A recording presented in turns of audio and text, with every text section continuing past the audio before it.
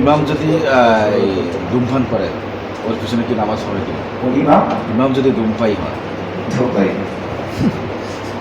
কি বলবো এই বিষয়ে তো বলার কোনো কথাই রাখে না যে এমন কোন হাদিসের কিতাব নেই যে হাদিসের কিতাবে নিষিদ্ধ দ্রব্য সম্পর্কে নিষেধ করা হয়নি। নিষিদ্ধ দ্রব্য সবচেয়ে জঘন্য একটা পাপ, যে কথা আল্লাহ রাসূল বলেছেন যে মাস কাসিরুহু ফাকালিলুহু হারাম, যে জিনিসটা বেশি পরিমাণে পান করলে, বেশি পরিমাণে খেলে মাদকতা আসে, তা সামান্য হারাম। তো এখন ধরেন এই যে এক বোতল মদ কেউ যদি পান করে, যারা মদ খায়, আমার অনেক লোকের সাথে কথা হয়েছে, তারা বলে যে আমি এক বোতল খাই আমার তো নেশা আসে না। মদের কথা আমি ক্লিয়ার করতেছি। তো এক বোতল যদি মদ আমি পান করি তাও তো আমার নেশা হয় না।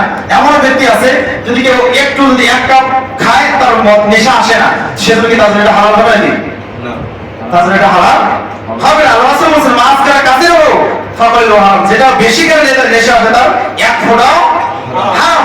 তো এই অনুযায়ী নেশাদার দ্রব্য গুল, বিড়ি, সিগারেট যারা খায়, একটা গুলের যদি একটু যদি আপনি হয়তো এমন লোক আছে একবারে এক ঢাকন খেয়ে ফেলে তার নেশা আসে না, কিন্তু এই যে ছোট বাচ্চাটা আছে তাকে আপনি একটুকু দেন তো, সে সহ্য করতে পারবে? তার মস্তিষ্ক বিকৃত হয়ে যাবে, মাথা চট করে দেবে, ঘুরে যাবে। তার মানে কি এর মধ্যে মাদকতা আসে, নেশা আছে।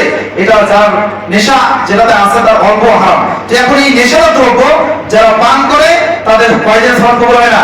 40 জানেন না? 40 দিন পর্যন্ত তাদের কোনো ইবাদত আল্লাহ তাআলা কবুল করেন না। এখন ইমাম যদি নেশার দ্রব্য পান করে, এটা আরো বড় মুসিবত। আমি একাই নেশার দ্রব্য পান করি কিন্তু আমি ইমামতি করি না, আমার নিজের সালাত 40 দিন নষ্ট হবে। কিন্তু আমি ইমাম, আমি যদি পান করি 40 দিন কি হবে? আমার সালাত যদি নষ্ট হয় তাহলে বাকি সবার সালাত কি নষ্ট হবে? সম্ভাবনা থাকবে না। তো আমরা সন্দেহের মধ্যে যাবো কেন? আপনি তাকে ইমামতির সুযোগ দিলেন কেন?